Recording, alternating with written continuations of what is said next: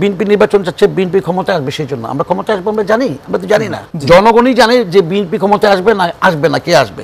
আমাদের সাপোর্টই আজকে ইউনূস সরকার, অন্তর্বর্তীকালীন সরকার বলেছে তো, ইউনূস সরকার তো বলেছেন যে আগামী 26 সালের জুন মাসের ভিতরে। যারা আজকে সরকারে আছে এটা তো অন্তর্বর্তীকালীন সরকার, এখানে কি সরকারের মধ্যে কি বিএনপির কোনো নেতা আছে? না, আমাদের দল থেকে কিন্তু এই প্রশাসন সংস্কার করার জন্য বারবার তাগিদ দেওয়া হয়েছে সরকারকে, এবং বৈঠক হচ্ছে এবং বৈঠক চলছে। সরকার কিছু কিছু করেছে, অনেক জায়গায় এখনো করে নাই। এবং যে ছোবলের কথা বললেন রাজ্জাকি ভাই, সেই সংখ্যাটা আপনারাও কতটুকু দেখেন? সর্পের তো বৈশিষ্ট্য ছোবল দেওয়া, রাজ্জাকি ভাই এটা যথার্থই বলেছেন। সর্পের কাজ হচ্ছে, সাপের কাজ হচ্ছে দংশন করা। তো আওয়ামী লীগকে মানুষ কিন্তু আজকে একটা সমগ্র বাংলাদেশের মানুষ সাপের মতোই মনে করে। ওরা কিন্তু শত্রু, এরা বিষাক্ত, এবং এরা যে বিষাক্ত এটা প্রমাণ হচ্ছে। এবং এরা বাংলাদেশের জনগণের বন্ধুও না, বাংলাদেশের কোনো ক্রিয়াশীল রাজনৈতিক দলেরও বন্ধু না, বাংলাদেশের রাজনৈতিক নেতৃবৃন্দেরও কোনো এরা বন্ধু না। যদি বন্ধু হতো তাহলে তিনি নিশ্চয়ই বলেছেন, যতটুকু বলেছেন, যে বেগম খালেদা জিয়া একজন সজ্জন ব্যক্তি, গণতন্ত্রের মা। ওনাকে শুধু ওনার যে টাকা, ইতিমের টাকা বলা হয়েছে, সেই টাকা কিন্তু 10 কোটি টাকা হয়েছে, 2 কোটি টাকা, অথচ সেখানে পড়ে আছে ওই ব্যাংকই, অথচ ওনাকে জেল খেতে হয়েছে। অকারান্তরে যদি বলেন আওয়ামী লীগ হাজার হাজার কোটি টাকা লুটপাট করেছে, এবং এটা প্রমাণিত, তাদেরকে কিন্তু শেখ হাসিনা কিন্তু কাউকে ধরে নাই, এবং তার পরিবার এবং সে নিজেও এখন সব কিছু আসছে। সুতরাং এই দলকে, এই আওয়ামী লীগকে, এই ফ্যাসিস্টকে বাংলাদেশের মানুষ আর গ্রহণ করবে না, তারা রাজনৈতিকভাবে আর দাঁড়াতে পারবে না আমার বিশ্বাস। যে নামে আওয়ামী লীগ নামে আর রাজনীতি বাংলাদেশের মানুষ কিন্তু দাঁড়াবে, এই তরুণ প্রজন্মরা তাদেরকে ক্ষমা করবে না, আমরা ক্ষমা করব না, দেশ জাতি ক্ষমা করবে না।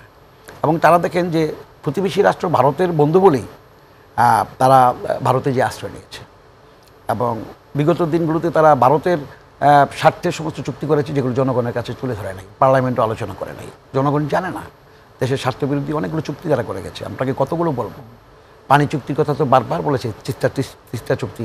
কিন্তু রফিক ভাই, এর আগে যখন আওয়ামী লীগ নিষিদ্ধের ব্যাপারে যখন বিভিন্ন ধরনের মতামত অনেকে জানাতে থাকলো, তখন বিএনপির অবস্থানটা আসলে কি ছিল, বা বিএনপির এখনকার অবস্থানটা কি? আওয়ামী লীগ প্রশ্নটা সঠিক। বিএনপি একটা বড় রাজনৈতিক দল, উদারপন্থী দল।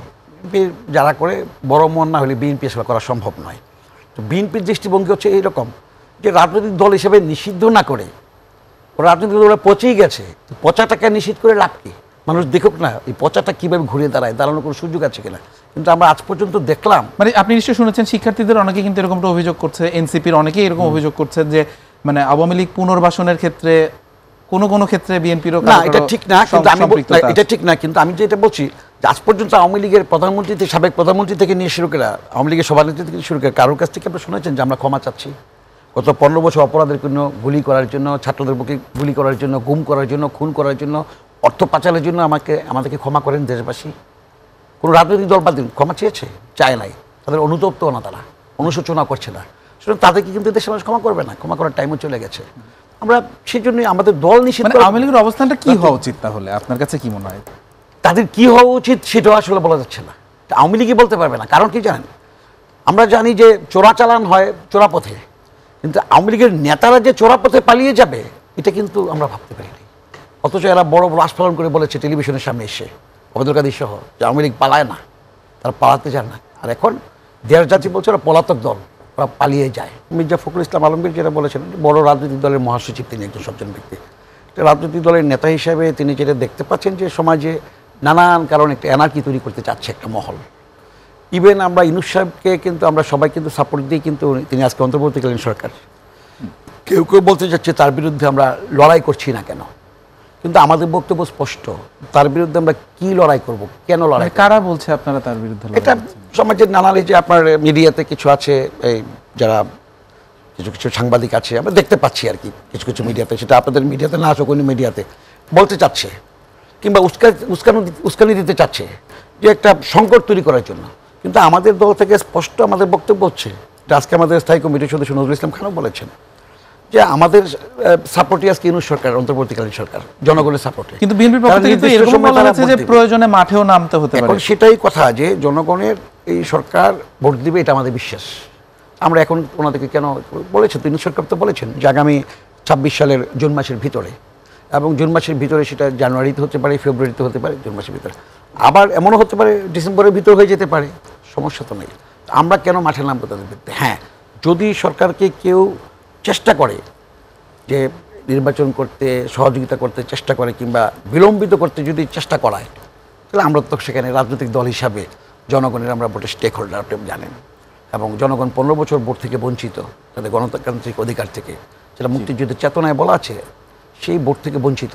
ভোটের অধিকার জনগণের কাছে আমরা ফিরিয়ে দেওয়ার জন্য আমরা সংগ্রাম করেছি, এবং সর্বশেষ বৈষম্য বিরোধী ছাত্ররাও এই ভোটের এবং বৈষম্য বিরোধী রাজনীতিতে যুক্ত হয়েছে।